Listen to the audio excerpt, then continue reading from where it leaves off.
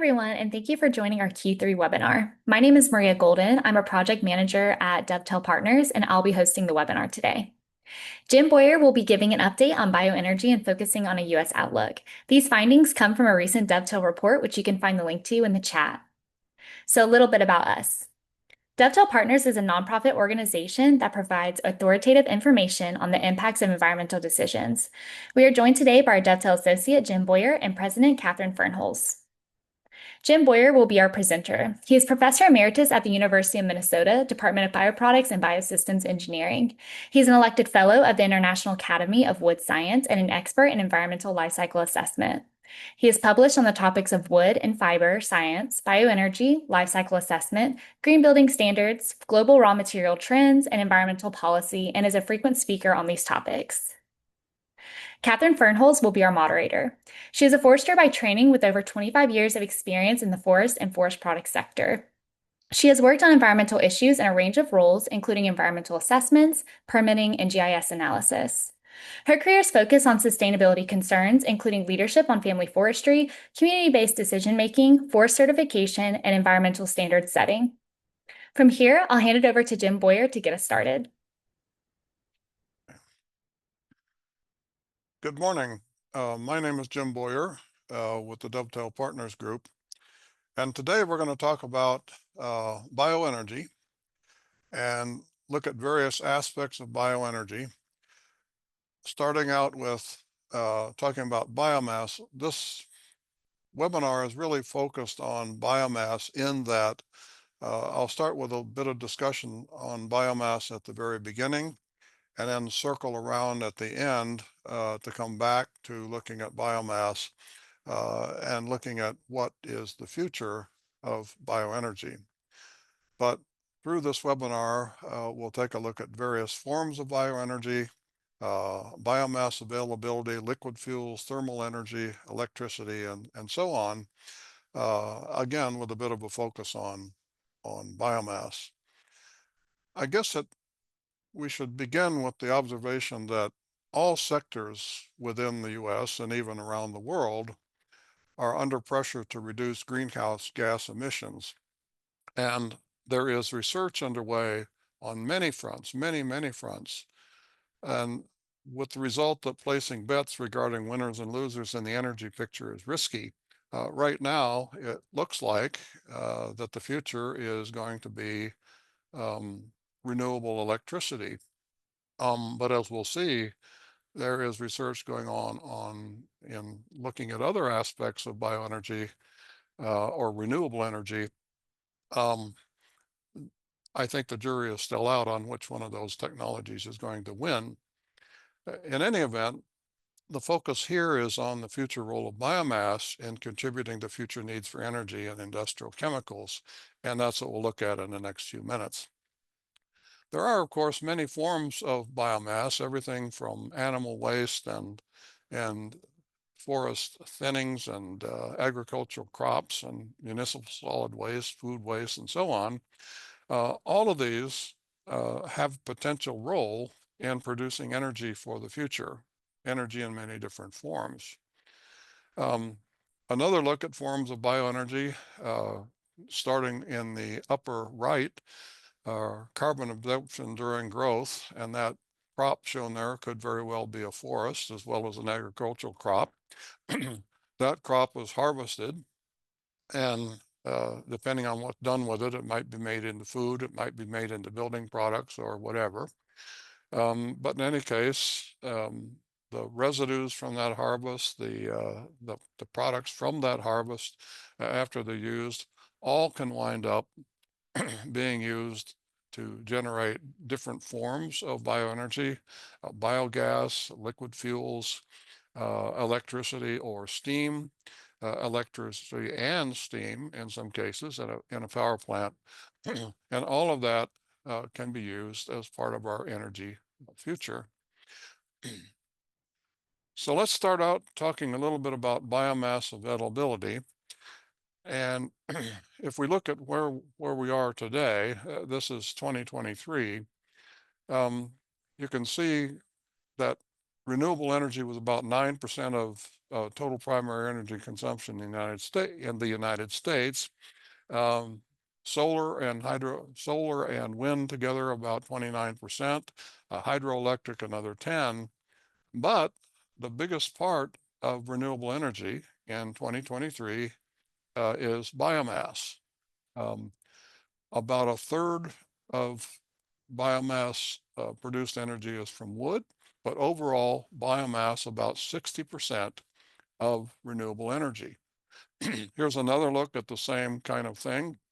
If you look at 2000, the yellow and green here, this is wind and solar in 2000, just in this case, 23 years earlier than the next graphic to the right. You can see a very small part of the energy picture. This large purple section here, this is all biomass. Well, by 2023, that little green and yellow section has now become fairly sizable, and the percent of biomass has shrunk, as has the portion of energy produced by hydro. Looking at this in actual numbers, 2000 biomass was almost 3/4 of renewable energy. By 2023, down to 60%. The big gains in that period of time were solar and wind. And you can see these two small numbers, which added up to 2.9%, now about 29%. And so there's been quite a bit of change in a fairly short period of time. Hydropower made up 23% of renewable energy in 2000, down to less than 10% just 23 short years later. If we look at um, renewables as a share of total US primary energy consumption, again, in that fairly short period of time, um, renewables doubled, more than doubled their contribution to primary energy consumption within the country. Biomass grew as well, but not at the same rate as renewables overall, which again reflects the fact that biomass plays a smaller role in 2023 than it did in 2000 as a part of renewable energy. So again, here's biomass, and you can see the declining share of renewables energy consumption over time. It's been kind of a slow downward process. Where will that go in the future? Well, that's one of the things we're going to talk about in the next few minutes.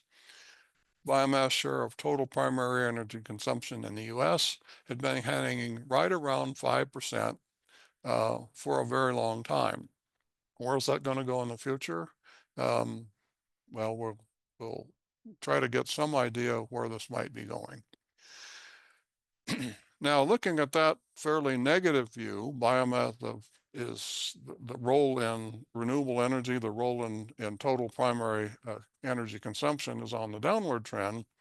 On the other hand, in 2024, there was something called a billion-ton report released. This actually is the third in a series of billion-ton reports.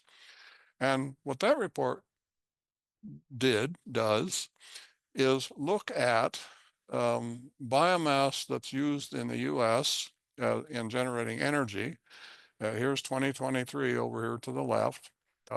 Here's the amount of biomass that's being used to generate energy. And then they looked at, well, what is the potential? What might be produced in the US on a sustainable basis without detracting in any way from food security, from food production, detracting from current uses and so on. What's the potential? Well, the potential is fairly large. They looked at current use, other biomass that might be used, plastics from renewable sources, in other words, plastics from biomass kinds of things. What could happen if you converted that to energy after you use it? Um, Agricultural residues and logging residues which might come from thinning of forests and so on. Unused mill residues, although there aren't very many of those today. Um, Well, looking at the potential for energy crops, this is the dark green in these graphics. These are things like switchgrass. Um, uh, what about the potential there? And it looks like the potential is quite large for producing energy crops on land that is not now used for agriculture. And then oil seeds.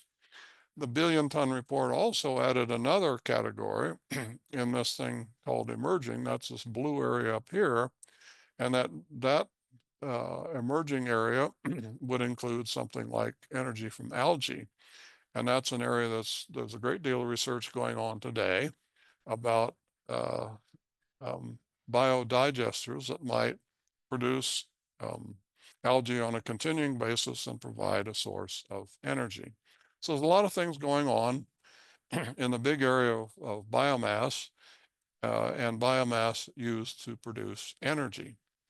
Now, if you put numbers on these, what's the potential? Well, in the near term, right now we use about 342 million tons of biomass to produce energy. The estimate in the near term is that that could be basically almost doubled, 692 million tons. But in a what's described as a mature market, low, medium, and high, over 1 billion tons of biomass in all of these scenarios with a mature market high of 1.5 billion tons of biomass potentially available for use in the United States on a sustainable basis for use in producing energy. If you add algae into the equation, then it's 1.75 billion tons of biomass potential. So, well, in the beginning of this discussion, I kind of painted a dire picture from biomass and the trends and so forth as a potential energy source. This report shows that um, there's great potential to greatly increase the role of biomass in our nation's energy picture. Focusing in on transportation fuel for just a moment, here is fuel use by mode in 2019, and you can see these various uses. Fuel uh, for ships, for aviation, rail, for off-road, and this includes large construction vehicles and so forth, and then medium and heavy-duty vehicles, over-the-road trucks, and light-duty vehicles. Looking at potential here, um, here's what biomass might be able to do in the future. If you really dedicated biomass toward production of biofuels, um, about 1.3 billion tons of biomass could produce 70 billion gallons, and that's at current technology. And that would be a sufficient amount of fuel to provide energy, transportation energy for all ships, planes, rail, and off-road vehicles. So we're talking about uh, significant potential here for the future if a decision were made to really focus efforts on seeking to take advantage of biomass potential in the United States. And then here are various forms of biomass illustrated, including municipal waste is viewed as a renewable source of, of biomass. A lot of biomass in that pile of stuff that you see there in the lower left. All right, well now how about liquid biofuels? That's one thing that's very much in the news frequently. Bioethanol is the dominant biofuel used in the US today. It's blended with gasoline, sold nationwide, and the vast majority is made and sold as an E10 blend with gasoline, which means 10% ethanol.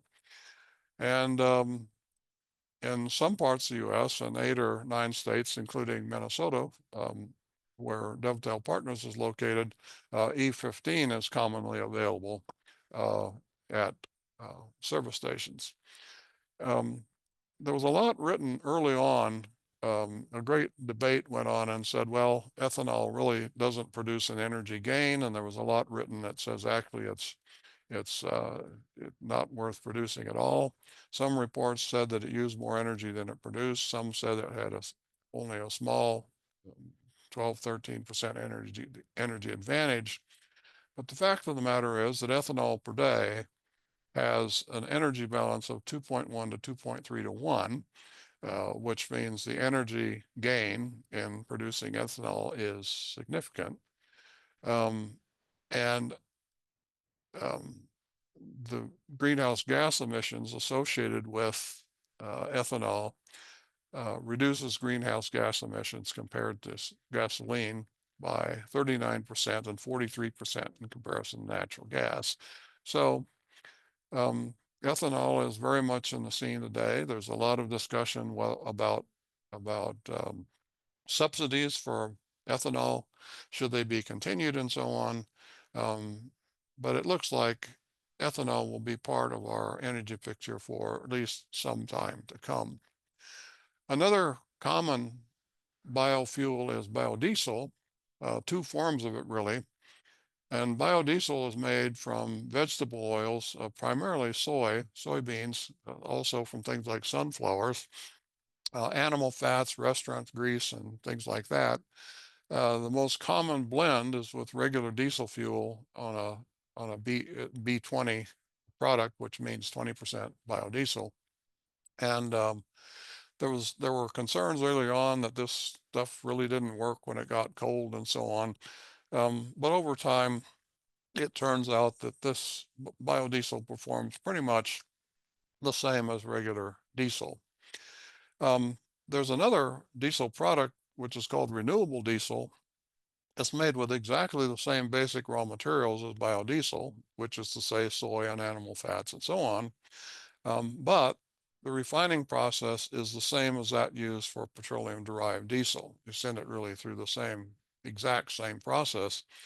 And when that's done, renewable diesel can be blended with petroleum diesel in basically any percentage, or it can be simply used as 100% renewable diesel and used as a drop-in replacement fuel. And as is the case with bioethanol, it's considerably less greenhouse gas intensive. If you were to use 100% biodiesel, results in a 2/3 um, or more reduction in greenhouse emissions relative to petroleum-based diesel. And renewable diesel relative to petroleum-based diesel have been found to be as high as 57% to 130. Well, how can you have 130% reduction? That means that this process is carbon negative, um, and therefore you not only wipe out the greenhouse gas effect of using standard diesel, but you also get a gain in that you're producing a renewable crop that replaces the carbon that's taken when you take it off the land, and you get a benefit beyond what you might get otherwise. Well, let's take a look at biofuel.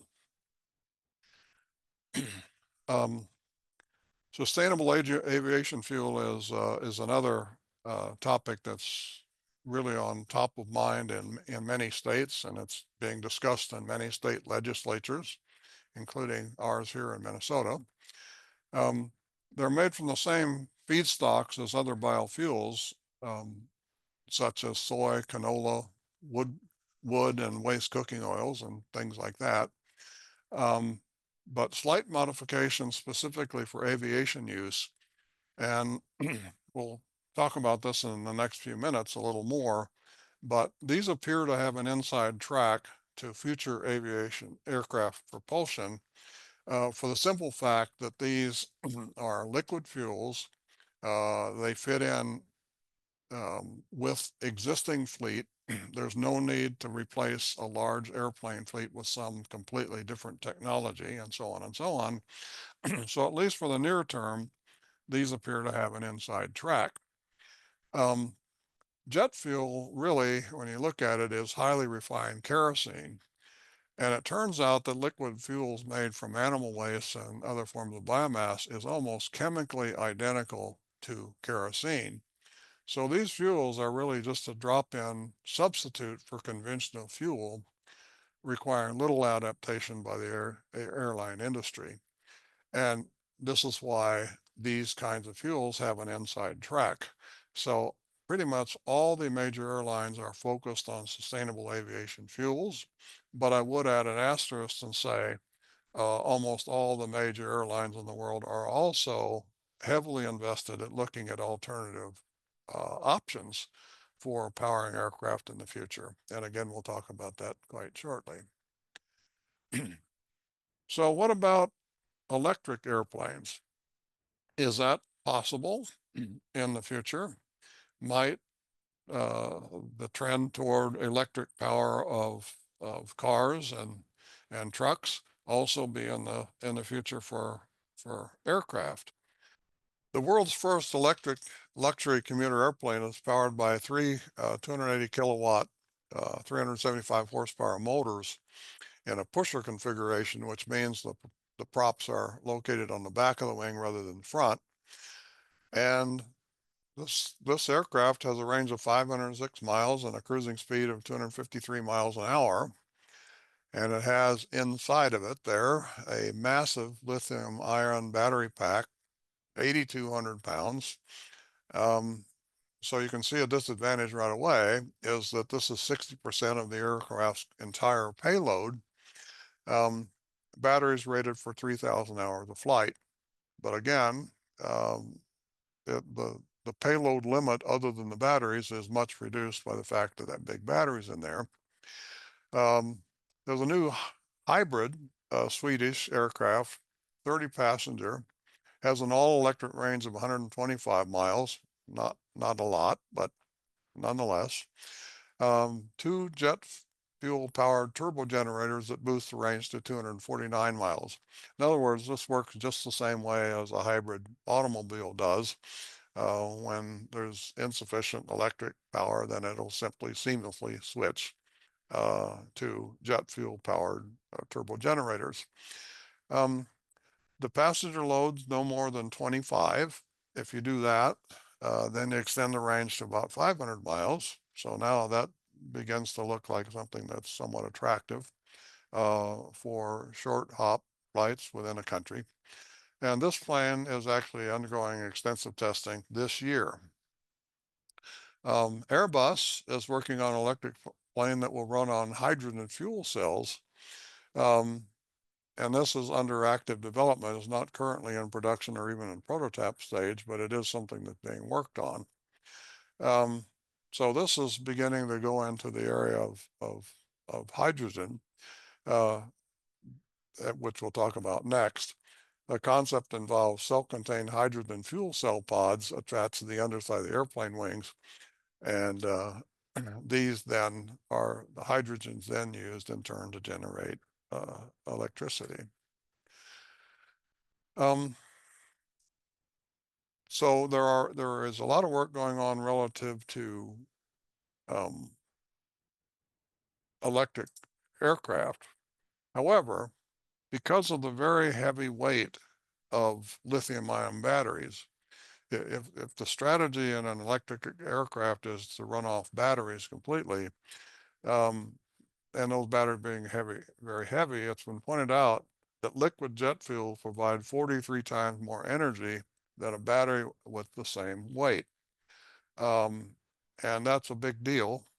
And whether electricity with a battery backup aircraft can really compete in the long run remains to be seen. Um, so I guess time will tell. Looking at hydrogen, and we got a brief glimpse of hydrogen earlier. Hydrogen can be made from biomass, and this graphic simply shows a bioreactor, but this example shows a landfill being mined uh, with biogas being produced coming out of the landfill. Biogas comes out of landfills on a regular basis today. Um, coming out as a combination of methane and carbon dioxide. This comes down, water is added to the process. There's a membrane reactor. Syngas is ejected as a byproduct, but also coming out is pure hydrogen. And that hydrogen can be used, at least it can be used, but whether it can be practically used is another question. But it can be used to drive trucks and automobiles and aircraft and ships and all kinds of stuff. And so there is a lot of research going on. Here is a hydrogen-powered airplane. Avia is the company that's working on this. First test flight in 2023. There have been other test flights. This was only a 10-minute first flight. The aircraft taxied, took off, went through a number of maneuvers, and then landed. And there are plans for much greater activity relative to hydrogen-powered aircraft. And it's not a given um, that liquid fuel will in fact propel aircraft in the future, although it looks like that right now. We'll see where research takes us here. Now, I want to circle back to biomass a little bit. So let's look at the many ways to produce energy from biomass. Wood can be used to generate thermal energy, which of course is heat. And of course, wood has long been used for that purpose. Wood, going back to the 1850s, was the dominant source of heat production in the United States and indeed around the world. Wood can be used in the form of home heating, wood stoves and so on, in the form of fuel pellets, in the form of small pieces of wood, firewood, that kind of stuff. This is a trend that is lately on a downward trend. The number of households is shown in the blue line here. The number of households that use wood as a primary source of heat in 1990 was over 3.5 million households. That's down to less than 2 million households today. The percent of households that use wood as a primary source of heat, the red line, from about 4% down to less than 1.5% today. This is a line that goes up and down kind of with energy prices. When we had the oil crises of the 1970s, wood heat became very popular, and there was a sharp uptick in purchase of wood stoves and all kinds of things. But with the very low cost of fossil fuels, the relative low cost of fossil fuels today, that's been on a downward trend. Wood can also be used in institutional heating for individual schools and community buildings and all that kind of stuff. That's done to a certain extent in the United States, to a greater extent in Scandinavia. Another thing that's quite popular within Northern Europe is district heating, whereby a biomass-fired, typically a wood-fired power plant would be connected underground with steam lines that would heat major areas of a town. In Minnesota, Dovetail Partners is located in the Twin Cities area of Minnesota, the cities of St. Paul and Minneapolis. In St. Paul, there is a large wood-fired district heating plant that heats basically all of downtown St. Paul and the state capitol and surrounding state buildings. That's a plant that is backed up by natural gas if enough biomass is not sufficient. And much of the biomass for that plant comes from storm damaged trees. We have an emerald ash borer problem, a lot of ash trees coming out. They go to be burned for energy. In Minneapolis, we have a district heating system that's fueled by municipal trash. And so there's a burner located and it's connected. Many of the buildings downtown Minneapolis are heated by a district heating system. So it's another way that wood and different forms of biomass can be used to effectively heat concentrated areas of structures. And as indicated, there are many forms of biomass that can be used. Shown in 3 of these circles is wood in the form of pellets, upper right, small pieces of wood, typical firewood, wood in the form of chips or really what might be called hog fuel, wood and bark and other materials all ground up. And then wood in the form of various agricultural residues can also be used as a source of biomass for heat. Well, what about power generation in addition to this heat? And of course, there are today combined heat and power plants that produce both electricity and heat. But in this graphic, you start in the upper left, biomass fuel comes in. It's pulverized to relatively uniform size, fit into a boiler, and then uh, steam is produced that runs a steam turbine generator, and you produce electricity. This kind of plant can produce electricity only, or as I indicated, heat as well. And there are a certain number of these types of power plants around the United States today, and I'll show a map very shortly. 1.1% of electricity generated in the US in 2023 in utility scale plants was derived from biomass, a relatively small number, but on the other hand, 47 billion kilowatt hours. Of that total, 47 billion, 31 billion of that came from wood, with landfill and digester gas and municipal solid waste accounting for the rest. So here are biomass power plants located around the United States. You'll notice there's a very large concentration in the US Southeast, really going from East Texas all the way up through to Virginia. There's another concentration in the Northeast, uh, which is a heavily forested area. There's another concentration, although less so than in the East, in the states of Minnesota, Wisconsin, and Michigan. And then the forested areas along the West Coast, going all the way from California up to Oregon. All right, let's talk a little bit about biochemicals. We're talking about bioenergy here basically, but biochemicals is another area where there is potential for use of biomass. And one thing we can say today, if you look at all of the industrial chemicals that are used, industrial feedstocks, uh, those are basically derived from fossil fuels. But research over the last several decades, many decades, it's now technically possible to obtain almost all of those chemicals from biomass. And then the question is, at what point will it become economically attractive to shift from chemicals made from biomass as opposed to fossil fuel? In 2020, global production of bio-based chemicals and polymer production was estimated at 90 million tons, compared to 330 million metric tons from petrochemicals.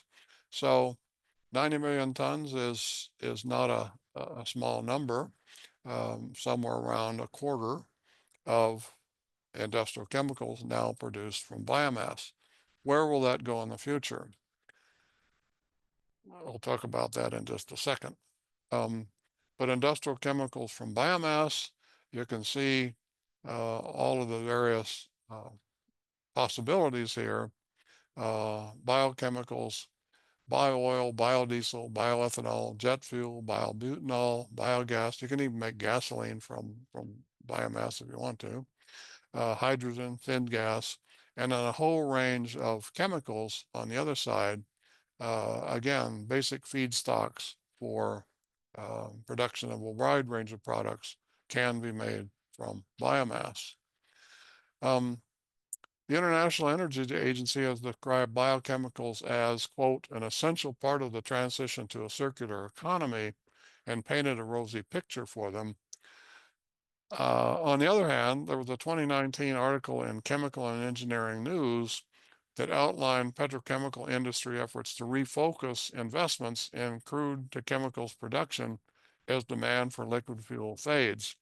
In other words, this article points out that the petrochemical energy itself is looking at industrial chemicals as perhaps an area to really focus its investment and activity to blunt the effect of reduced demand for fossil fuels used for transportation and other uses.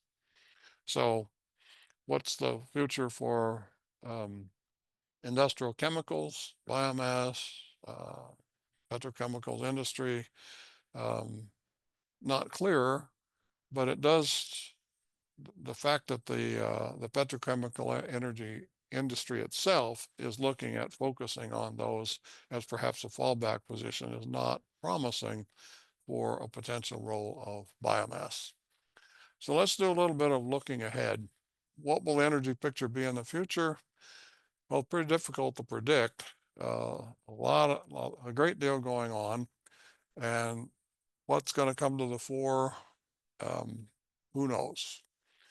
But the European Energy Agency in 2023 pointed out that an energy system for the future must supply a steady stream of energy, be resilient and adaptable in the face of climate change, and function well when the wind doesn't blow or the sun doesn't shine. And they also have to be sustainable and affordable. So this statement really kind of questions, in a way, wind and solar energy, pointing out that whatever is developed in the future has to be resilient and adaptable, and has to be something that can account for any possibility. Determinants of what the mid to long-term energy future will be determined by a number of factors, one of which is how rapidly and to what level will battery technology evolve? Will critical metals be available in sufficient volume and at acceptable costs for whatever energy system we develop in the future? And of course, critical metals right now, as we move toward an electric-based future, critical metals are a very essential part of that equation and massive increase in consumption of those metals. How quickly will the world's vehicle fleet be converted to electric power? How quickly can it be converted?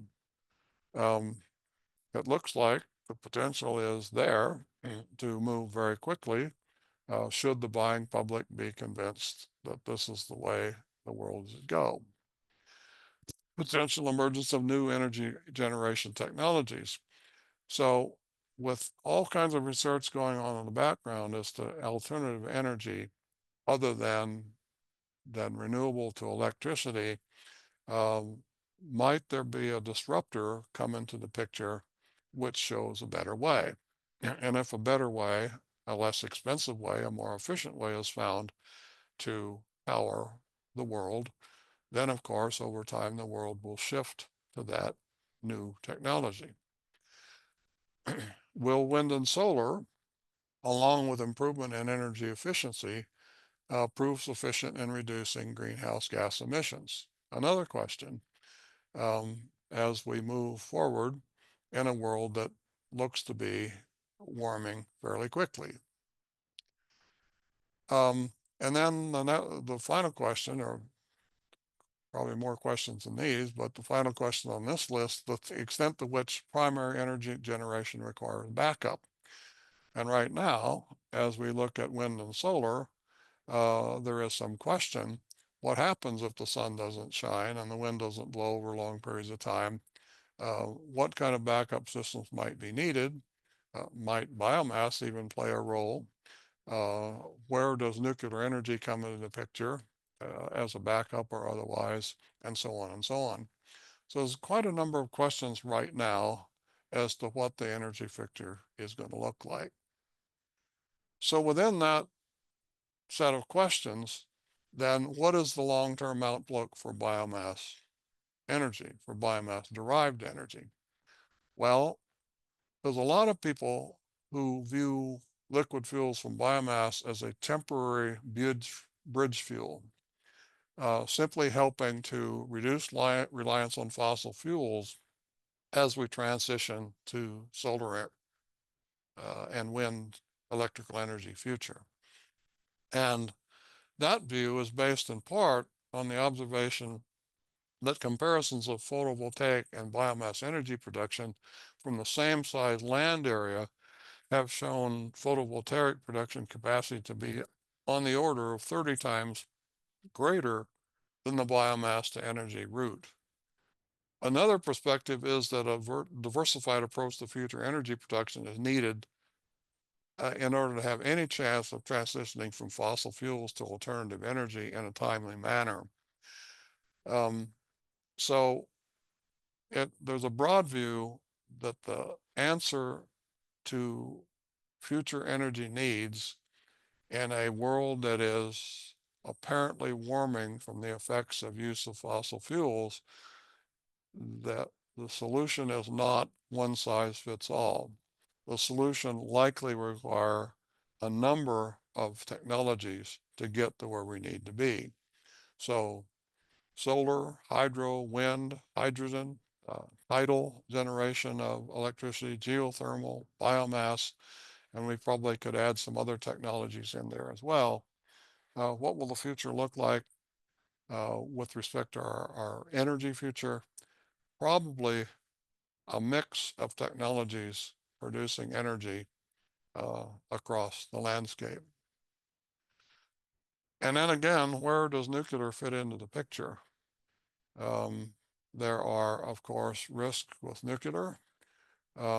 Many people would say that the risks are overblown a bit. My view is that nuclear probably does have to come back into the picture if we're going to move rapidly to substitution of fossil fuels.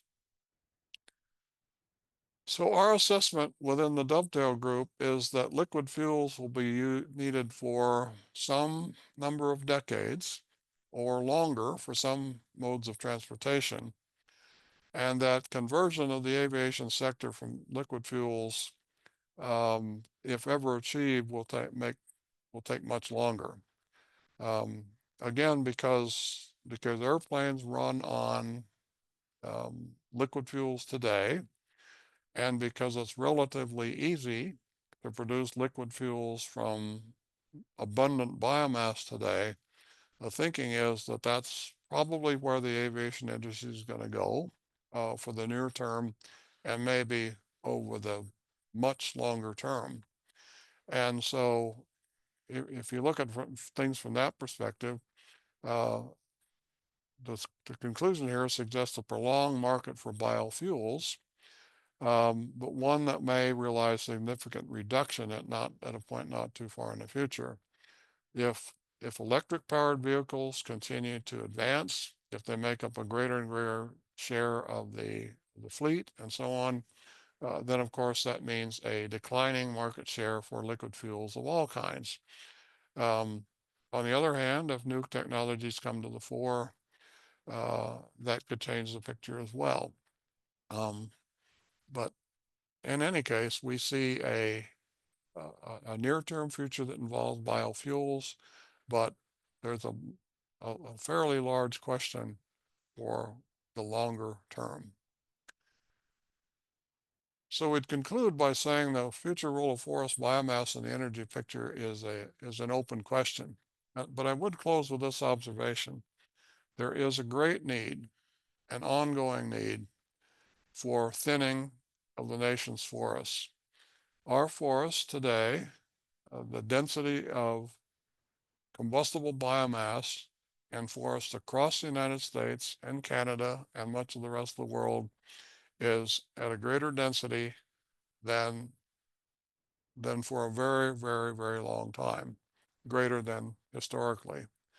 And without some form of thinning forests, those forests are at increasing risk for all kinds of hazard, insects, disease, and so on. If decision makers can be convinced that we need to have an ongoing program of thinning of forests to remove the hazard that a great density within forests poses, then what could happen is that that the price of thinning forests, which is very high, could provide a market for biomass to be used in producing energy. And that market would reduce greatly the cost of thinning those forests. And perhaps then um, there would be a longer term future for biomass production of energy in the form of distributed plants for local communities and so on. But what is the future role of biomass in the energy picture? An open question. And so if you have any questions, we'll be glad to take them now. Thank you. Good. So we got a question in the chat. We'll get to that one in a second. But I want to start with a couple of follow-up questions, Jim. Sustainable aviation fuel. Let's start with that one. Electric airplanes doesn't sound wonderful to me as a frequent flyer. I'm kind of on board with liquid fuels in my airplane.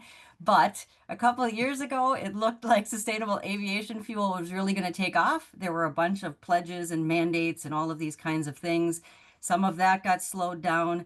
But there is the current EU, European regulation mandate that looks at, bringing in SAF, a little bit this year, increasing by the end of the decade, and as much as 70% blending with SAF by mid-century.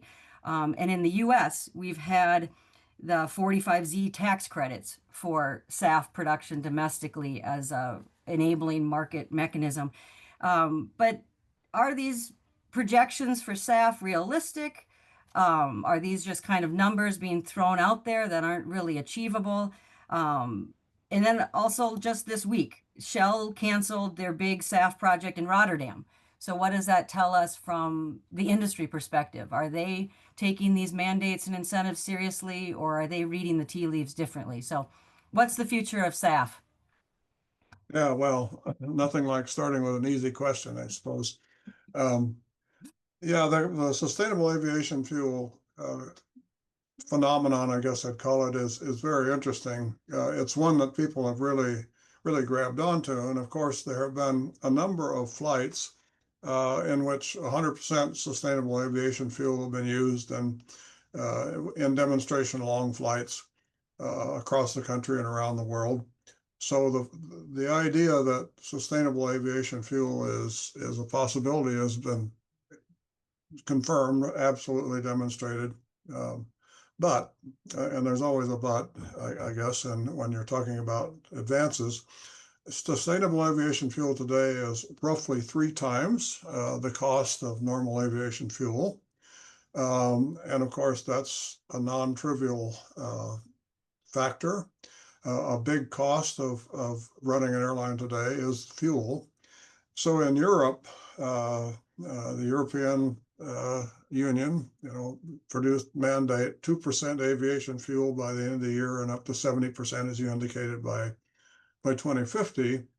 And so, okay, now we've got a regulation, and it looks like that's really going to drive the industry going forward. And no sooner had that regulation been announced than the European Pilots Association came out and said, well, wait a minute, we're not so sure that the production capacity within Europe can grow as fast as the mandates would suggest. And furthermore, because of the cost of aviation fuel, you're likely to make European airlines non-competitive in global markets. Hold on. And then not very long after that, as you indicated, Shell really threw a bombshell 2 days ago, just 2 days ago, said they're going to interrupt this large development, billions of dollar development in Rotterdam, which I think basically overnight has thrown the whole European situation into chaos. So we'll see what happens there. As I indicated just a few minutes ago in my presentation, it does still look to me like sustainable aviation fuel is going to drive the airline industry, but how quickly and so on is an open question. And this almost looks like you look at the European reaction here, and it's almost as if to make this work, the global airline industry is going to have to come together and say, yes, this is the way we're going to go, and we're all going to use SAF so that there's not this potential to wipe out an industry in one part of the world when another part of the world doesn't shift to SAF on a mandated basis. So that's about as much as I can say about it. But I would just say I still think that's probably, I think that's the way the world's going to go, my crystal ball says. But at what pace, I can't say. I just don't know. Mm-hmm. Yeah, and it seems like it's changing either day by day or week by week. So we'll see what the environment is. So also during the presentation and in the report, Jim, there's discussion around really how theoretically everything, chemicals, all of these different products that can be made with fossil-based carbon molecules or fossil resources, in theoretically, bio-based resources can do all of these things. I mean, theoretically, these are I, all of the chemists in the audience are cringing when I use this kind of language, but in theory, these are interchangeable carbon molecules or something like this. I did notice that in the Shell announcement. They said the future is low carbon molecules. So they still believe in the future. That was a phrase I hadn't heard yet, but I'm going to embrace the future of low carbon molecules. But how interchangeable are fossil and bioresources? I mean, are there really some limitations there? I mean, what's the bridge between theoretical drop-in replacement and the reality of, these really being comparable materials? Well, I think the word I used in describing this, I used the word almost, which is a great qualifier. But yes, theoretically, any chemical can be made, but uh, a key question is at what cost? And another question today, given that the driver for bio anything is to save carbon, that's the bigger driver of the whole initiative here to go toward biomass. And it turns out that some chemicals, even those made from petrochemicals, are relatively low carbon emission kinds of products. Uh, and secondly, to get to some of these products can be achieved through biomass, but at extraordinary cost. Um, excuse me just a moment. And so it's not likely that all biochemicals will be made in anything in the near to midterm from biomass, or maybe even ever. If petrochemicals were to completely go away, then of course society would have to adapt and pay the cost and so on. And there's another question, which a recent report in the European Union has pointed out, that it's not as if the supply of biomass is infinite. We look at the billion-ton report in the United States, 1.1 billion tons of biomass. Well, you saw the high middle market scenario at what 1.2 billion tons of biomass. You could do a lot with it in the way of fuels, but a lot meant that we could replace marine fuels, we could replace aviation fuels, we could replace fuels for off-road vehicles, and so on. So that's a lot, but it's nowhere near the entire energy picture. Well, the same thing goes with replacing biochemicals. We need to be careful we don't get too carried away with potential for biomass. Yes, there's a big potential, but in the whole big scheme of things, the potential role of biomass is still rather small. So I expect there are some areas in which biomass today is playing a very outsized role in producing chemicals. And for example, the cosmetics industry, more than 50% of those chemicals today come from renewable biomass, surfactants, and a few other categories of chemicals. But there are other areas of industrial chemicals in which virtually none of it comes from biomass today. Mm-hmm. Mm-hmm. Excellent. Good. Well, I want to circle back on woody biomass for energy and utility production, but I think from what you're saying here too, I want to transition to the question in the chat. This connection between AI and cryptocurrency and some of these new technologies that to some extent or to a large extent, and certainly the projections are driving up energy demand. And really, what are the opportunities within these trends to refocus on energy efficiency? I know in 2022 there was a report put out that reported that because of energy efficiency gains in the US, as of 2022, between 1980 and 2022, energy efficiency gains resulted in about a 16% reduction in household energy use.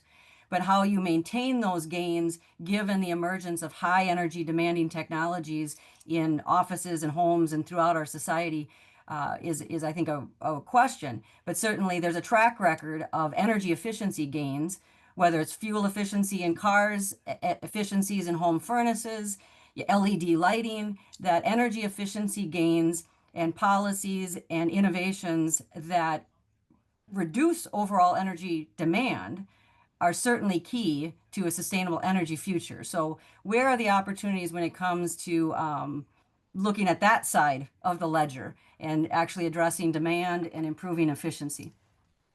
Well, the most efficient way of extending our energy supplies is to increase efficiency, which is embedded really in the question that has come in online, without question. My experience at the University of Minnesota, I was involved with forming something called a cold climate housing center, and at that point in time, some years ago, um, we looked at with the help of a number of colleagues from Northern Europe at building energy codes within our state of Minnesota, what was possible. And again, we looked to Northern Europe because they're way ahead of us in energy efficiency standards, and still are today, by the way. And found in looking at that society could reduce energy demand within the building sector by an enormous amount with a relatively minimal kind of investment.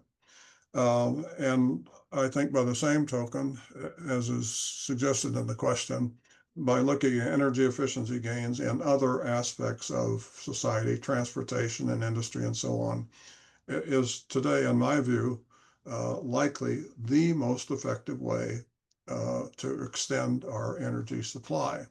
Now, having said that, I do note that the current administration has recently announced cuts to programs that would do exactly that.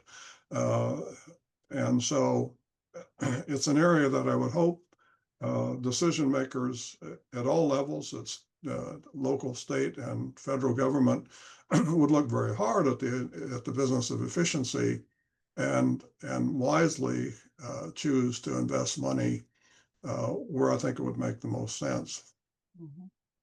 Yeah, I think it's very interesting. I know a few years ago you led Dovetail's report that looked at the long-term impact of the Energy Star program.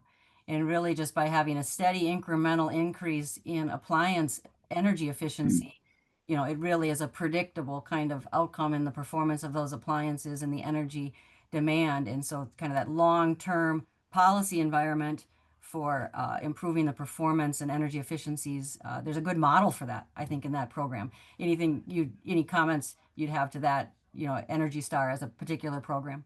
Yeah, and not only that, Energy Star provided the consumer a very ready, if you're shopping for a furnace or water heater or whatever, it provided a very easy way to figure out what you're buying and what you might invest your money in. And I do note with sadness now that program has also been scrapped by the administration. Um, in my view, a big mistake.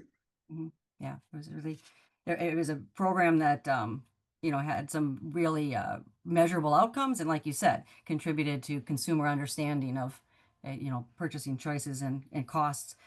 Excellent. Good. Well, let me go back. I got another question in the chat too around biofuels. We'll get to that in a second. You mentioned in the presentation too, I mean, wind and solar are wonderful. And we just put in a wonderful solar array at the farm. I love it. We got an electric car. My parents love it. All in on wind and solar, in terms of being part of the energy portfolio. But this idea of what do we do when the wind doesn't blow, the sun doesn't shine, a term that's out there is, dispatchable energy, base load energy. And really, we've seen in Europe and especially in the UK that woody biomass, wood energy, including pellets exported from the US, are part of meeting that baseload dispatchable energy needs. And it's one of the ways that the UK was able to close their last coal power plant about a year ago and go completely to a portfolio that doesn't rely on coal in the mix, a very diversified portfolio where biomass is a small but arguably important percentage, about 10% of the energy production in the UK, because of its role as dispatchable, something that can operate 24 hours on demand, that kind of thing. So, how much will, how much will dispatchable energy, like what coal has done, natural gas, nuclear, and biomass, something that works when the wind doesn't blow and the sun doesn't shine, how much is that a critical element? How can we transition away from reliance on dispatchable energy? But what's the role of dispatchable energy and biomass as a form of dispatchable energy? Well, it's certainly important as a backup. If society really does continue on the path toward wind and solar, then it's pretty clear, I think, in producing a system that's uniformly reliable, that we do need to think about some kind of backup system. And that backup system could very well be batteries if battery technology continues to advance and so on and so on. But I think biomass is pretty important. And this is a point at which there's a great deal of discussion in the US today and a lot of research going on in energy crops. Um, and the farm community has really gotten behind that and so on. And but I think it's worth taking a moment to think about a purpose-grown energy crop that would be some kind of a grass, for example. I mentioned switchgrass earlier, and then compare that to wood. One thing about wood as a raw material for making paper or as a raw material for producing energy, if energy markets are down or if the paper market is down, a tree can simply be left to grow for another year. If you're producing an energy crop that has a fairly narrow window, you got to plant the thing, it has a period of growth, and then there's a fairly narrow window to harvest that stuff.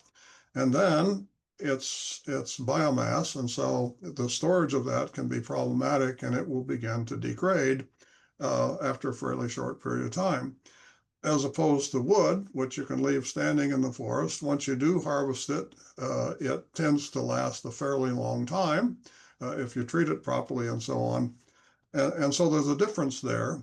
And I think for that reason, um, dispatchable energy in the form of biomass does have a role to play as a backup. And as a subset of that, I think wood is a pretty unique and important material.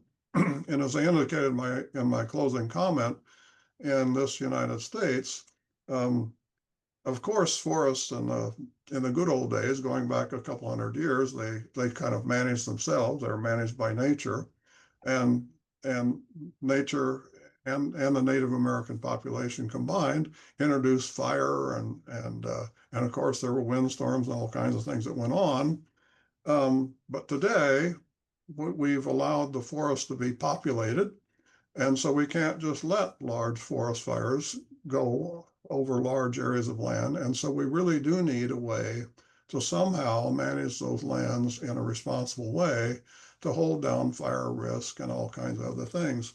And so I think, I think if we would harness that need and couple it together with need for dispatchable energy, it would be a good idea.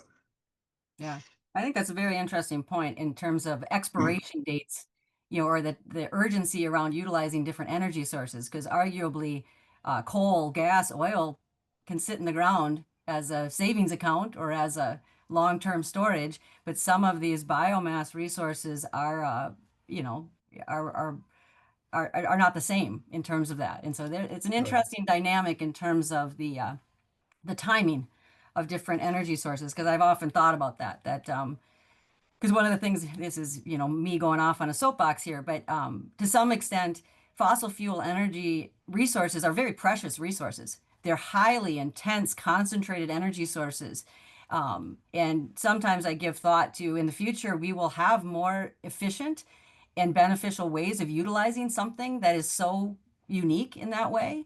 And, saving it for future use might be a strategy because we'll get more bang for the buck with some of those resources in the future. When you think about how, oil refinery and stuff in the past, how those kinds of uses of those fossil fuels has really improved over time. And so we would get more out of those resources in the future, assuming the technology continues to advance. But in the meantime, we need to address wildfires and forest health issues and things like that. So, all right, I'll close my soapbox. Let's go to the question in the chat about the outlook for biofuels that don't come from sugars, from the kernel from the corn, but come from the cellulosic materials like we've seen with some cellulosic biofuels emerging, the next generation biofuels that have emerged. I mean, what's the future there? What's the potential? I always remember a few years ago, one of the best things that happened for advancing cellulosic biofuels is just giving farmers the equipment to bale up their corn stover. You give a farmer a new piece of equipment, they're going to use it. So, but anyway, I think that was a genius move by the equipment manufacturers. But what's the transition from the first generation types of biofuels we've seen to some of these cellulosic biofuels? What's that transition look like, and how can that growth be ramped up? Well, I wish that I'm not even sure I'm the one to answer this question because I'm glad you didn't bring this up, but I guess I'll bring it up myself. I'm pretty sure in a meeting about 15 years ago, I was asked this very same question, and I very optimistically said, the research on this is really progressing quite nicely, and really the center for this research in the United States has been at Iowa State University federal laboratory embedded with the research with the university down there, and I said, I think we're going to see this in a couple of years. Well, here we are, a decade and a half or maybe longer since that I made that statement, and we still really don't see cellulosic biofuel making up more than just a tiny fraction of fuel today. I honestly don't know where we are in that regard and bringing these to fruition. I do note that in the current administration has really been pushed in several directions, both by the fossil fuel industry and by the farm community, to make some kind of statement about support or lack of support for biofuels. And in June, mid-June of this year, the Trump administration did announce new support, at least new proposed rules for support of biofuels. And when you looked into the weeds of what that statement said was really no additional support for ethanol, but support for, I think, even doubling the role of cellulosic biofuels. And also doubling support for advanced biofuels of several different kinds. So I'm basically not going to answer your question. I'm dancing all around this, but basically what I'd say is I don't really know where we're going with cellulosic biofuels, but that there is current interest and apparently current political support for investing more greatly in these technologies to try to bring them to the fore. That's all. And I'm sure there's somebody in the audience who knows a whole lot more about this than I do or we do, but that's the best I can do here. Yeah. My dangerous prediction is stay tuned for the Farm Bill. That's what I would say. Anybody who wants to know where this might go, become very good at tracking Farm Bill development. So yes, exactly. and wonderful. Well, we're just about out of time. Appreciate the questions. Thank you. I don't know, Jim, if you saw the comment that you are a renewable energy resource, according to Paul DeLong. Thank you, Paul. And I appreciate that. And the other comment in there too around the costs of forest thinning. And yeah, certainly we've seen some of that and kind of fits and starts in terms of the level of investment to treat forests at scale. There's some good models around the country where that's happening, but certainly more could be done to advance that conversation. So Wonderful. With that, thank you again, Jim, and thank you, Amy and Maria, for organizing the webinar today. And I'm going to pass it over to you, Maria, for closing comments. And you're going to announce something for December, right? Excellent. All yours, Maria. Thank you. Thank you, Katie. Thank you, Jim. As a nonprofit, we do try to keep these webinars accessible to everyone by not requiring a registration fee. So if you do see value in our work, if you're in a position to support us, I am going to put our donation link in the chat. But what Katie alluded to is our big Q4 webinar topic announcement. So we did have a lot of people go through and vote and even, put some topics in there.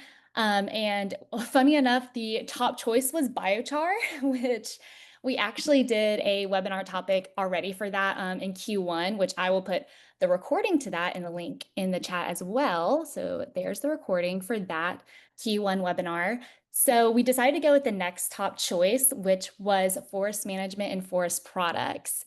So join us on December 5th. We are going to have a bunch of Dovetail team members, guests, partners. It's going to be moderated by Katie again as well. And we're going to talk about forest management, forest products, our experiences, and our values. So I think that's all we basically have today. I will send around an email to everyone with the registration link, the recording of this webinar session, and a feedback survey. So please, please, please give us feedback on how we do with our webinars.